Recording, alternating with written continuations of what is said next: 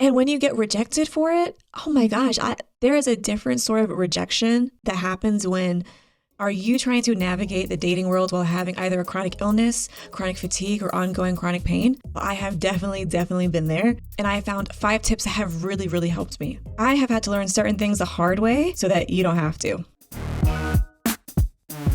Just for clarity and speed, I will be encompassing chronic illness to also mean chronic fatigue, shout out to all my spoonies out there, or chronic pain as well. So here are 5 tips for dating with a chronic illness, with the most important one being at the end that you definitely don't want to miss. Number 1, know what you want and build your confidence. So we are starting out strong with a twofer because these both go hand in hand, knowing what you want and also having the time to build your confidence before you get out there. I would say before you do anything, what you need to do first is to get clear in your own mind what you want. What do you want to get out of dating? What do you want in a relationship? A lot of people jump into dating without actually clarifying to themselves what they actually want. It's also really key, and this is something that a lot of people miss. It's so important to understand your own strengths and what you can bring into a partnership with someone else. Oftentimes when you've been sick for a while, I'm going on about 9 years now, or perhaps you've gone through a recent severe flare-up, they are awful. You can feel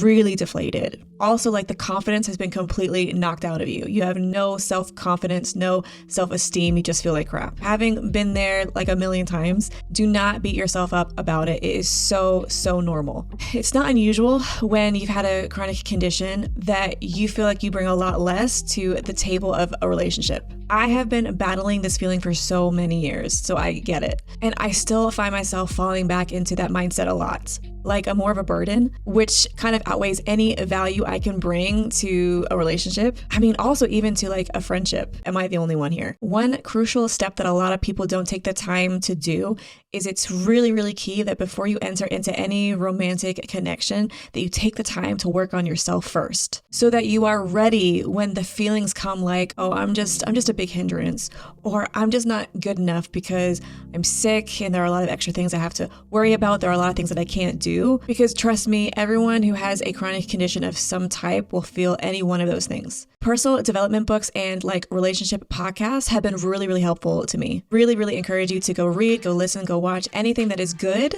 That is good, because I promise you, they will help you. And on a last note for this tip, it's so key to know what you're actually looking for. I never think flings or just short-term meaningless relationships are good for anyone, whether you're really well or you're not. But I think for the chronically sick even more, those types of meaningless short-term relationships are just unwise. Remember that you have a limited amount of energy to give people.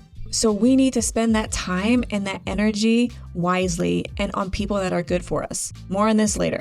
Tip number 2.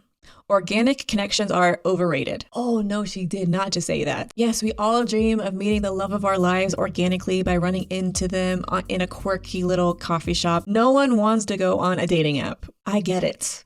Trust me. But the reality is, guys, that more and more people are actually meeting online and through apps than ever before. In August 2023, Forbes Health actually came out with some stats that said just under 70% of people who have met someone online said that it ended in a meaningful, exclusive relationship. It really is becoming the norm. As much as we don't want it, it's kind of here to stay now. So instead of fighting against it, let's play them to our favor. A lot of times when I've been using the apps, I would always use them to pre-qualify the guys. You don't really get that chance when you meet someone organically. You may have to waste a date or 2 or 3 to actually find out that they aren't a match for you. When you're meeting someone online or on an app, you do get the chance to ask them questions before you actually invest into them. Yes, I know people can lie, people can fake it, and people can put on a mask. I know all of those things, and I've seen all those things happen. But you know, they can do that in real life too. Also, the other advantage of meeting someone online is that it widens your pool of people that you might get a match with. So you are not limited to your just immediate local area. And that's kind of like how it used to be. I mean, even back in the 90s, I miss the 90s. past. People just relied on people that they knew or people that their friends knew, or maybe people that you would meet through work or through school. That's it. Now you're able to date literally around the globe. These apps, as annoying as they can be, they widen your pool of prospects by so much. And therefore, this raises your chance of actually finding a good match. If you are enjoying this video and you would like to give me a squeeze, you can subscribe. That would mean a lot to me, but also make sure you click on the like and share this video with someone who has a chronic illness or a chronic condition. I'm hoping it's going to really encourage them. Tip number 3. Be open and honest. This tip is widely undervalued, especially among the chronic illness crew, because let's be honest, it is scary being open and vulnerable. Nobody, no matter how high your self-confidence is, nobody wants to be rejected ever, especially when you're getting rejected for something like a chronic illness, which we have not asked for and we have very little control over. It's really important that you set your expectations with the person at the appropriate time. Now, there are 2 different opinions when it comes to when the right time is to disclose that you have a chronic condition. Some people say that you should tell the person that you're talking to straight away, like straight off the bat, either on the first date or when you first start talking to them. Other people argue that you do not need to blurt it out to anyone and everyone that you're talking to that could be a potential match. And as long as you disclose it before the relationship really takes off or gets serious, that's enough. I feel like I'm in the middle of those 2 camps. Probably very much more though leaning towards, wait and see, because I do think it's important to wait until you get the right vibe with them. You do not need to tell people your business straight away just because you're trying to be honest. Be wise when you open up to someone about something like that. Have wisdom. But in the same vein, don't wait for ages. Don't wait until it's too late to go, oh, hey, yeah, I know we're kind of getting a little serious here. I just want you to know that I have a chronic illness and it really affects everything that I do. That's not fair to spring it on someone like that either. So something that I did on the apps that really helped me when it came to disclosing is I was usually just really natural about my life, and I slightly hinted about medical issues early on. But I was really, really vague, and I waited until they either asked me or it was an appropriate time for me to disclose more. And that really helped me because it was a really slow, soft way of telling someone that, yeah, I have a few actually chronic illnesses, and this is how it affects my life. Now, with people that I've met organically, a lot of them have already known me or they know friends, and they are usually aware that I do have a chronic condition or health issues. But no matter what, it's so important that you feel comfortable in telling them. Do not feel like you have to tell someone straight away everything. I cannot stress that enough. Wait to see if they are worthy of your time and your emotions. But it's okay to say a few things, be vague, to test the water and see how much they're actually open to being with someone who has these different complications. Tip number 4, plan your dates wisely. Planning your dates in a manner where you can actually enjoy them instead of stressing out and having anxiety that maybe you can't do certain things or you might lose the energy is so incredibly important, especially at the beginning of you dating someone. For example, I personally deal with a lot of exhaustion and fatigue, like a lot. So my battery runs out very quickly. So I know that I need to pace myself and also do low impact things with a lot of breaks. We all have different abilities, limitations, and needs. Chronic illness, chronic fatigue, and chronic pain, they span a wide range of people. And there are things that you can do that I might find really hard to do. And there are things that I can do well. And you're like, gosh, I don't think I could do that, Tori. I could not go on a hiking date. I just can't. That is a just straight up no. If a guy wanted me to go on a date hiking, especially when he doesn't really know me, I'd be like, sir, I don't think we're compatible here because I am not a hiker. I will probably die on the hike. I can't think of anything worse because there are no bathrooms and all your energy is being sucked out of you every step of the hike. Yeah, no, that's gonna be a no from me, dog. If you are a spoonie like me, meaning that you deal with some form of chronic fatigue, you know that there's only so much energy that you have available to you on a daily basis, and usually it's this much. So you have to be really selective and wise as to where you spend that energy, both physically and mentally. So here's a pro tip. If you have not managed to fully disclose your chronic condition, until that time comes, I think you should try and be in charge of what you do on a date as much as you can. At the very least, try and steer the plans of the date towards something that you know that you can do, because there is no point you getting yourself into a date where you're going to be stressed out and unable to cope with the amount of activities or where you're actually going or if you have to travel. So make sure you, as much as you can, try and be in charge of the date or have influences to where you go on the date. And it's okay to be honest. It's okay to say, I don't think I can actually do that right now. I'm feeling really tired. I don't feel great. You don't have to disclose everything, but you can be honest and say, that's not really something that I feel like I can do right now. Number 5, this is going to be the most important tip. I know when I say what the tip is, the reason why I've not said it yet is because I think a lot of you are going to immediately click off and I will never see you again. Can we make the promise that at least you will hear me out, please? Because there really is a hidden gem that I think every person needs to hear. And I think it'll really help you. Like, so do we have a deal? Can we shake? Be patient.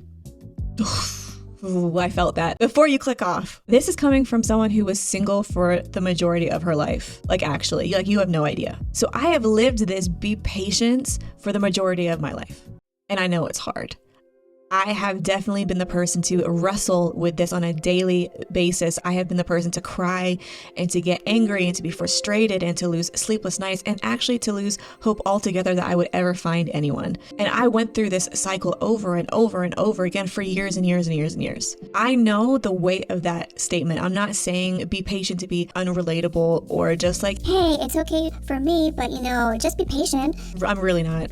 Finding the right person for you takes time. In a world where we want access to everything, we want everything now, and we want all the immediate gratification that comes with dating and a relationship and love, it takes time. It takes time to find the right person for you. There's no getting around that. And since you have a chronic condition, your situation is a little bit more complicated. Let's be honest here. So you know what? We're going for quality matches and not quantity. We're not trying to go for the world record of how many relationships we can be in. That's just dumb. I know a lot of people that try and do that, and it's just they were wasting their time and their energy in so many ways they have no idea. We're going for quality people. It's not the amount that matters, it's the quality. Some of you, I'm sure, are mumbling under your breath like, Tori, it shouldn't matter about my health conditions. If I have any limitations or disabilities, it shouldn't matter to anyone.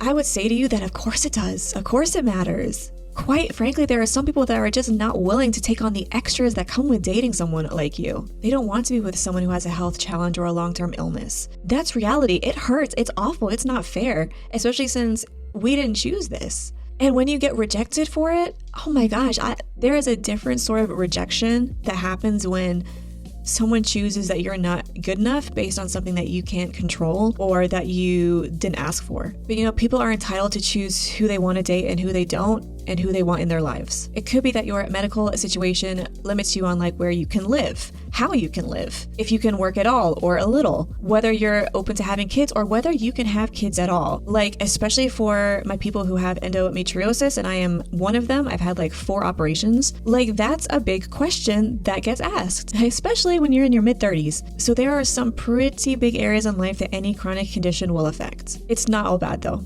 Chronic anything, especially pain, can be one of the most profound teachers that you ever have in your life. And going through anything like chronic pain or chronic illness or whatever it is for you is going to make you a better person if you allow it. I have no doubt that you will have so much to offer your future relationships. So do not settle for someone who does not respect or understand your needs or your worth. A supportive and understanding partner is so worth the wait I can't even tell you. Trust me. I have wasted my time on literally the worst types of guys. I am so glad that I waited around for someone who is compassionate and caring and supportive and who can love me for me. So while you're being active and intentional in your dating, please be patient not only with yourself, but also be patient with other people as well. Sometimes, and I've seen this happen, it takes some people a little while to catch up. They might be initially put off by you saying that you have a chronic condition and your life has had to change a little bit. Sometimes it takes people a minute to process and to get their heads around information like that. Be patient with people as well. If you would like to improve your confidence, that's the very first tip that we were talking about, then make sure you check out this next video. That's going to be all about how to boost your confidence.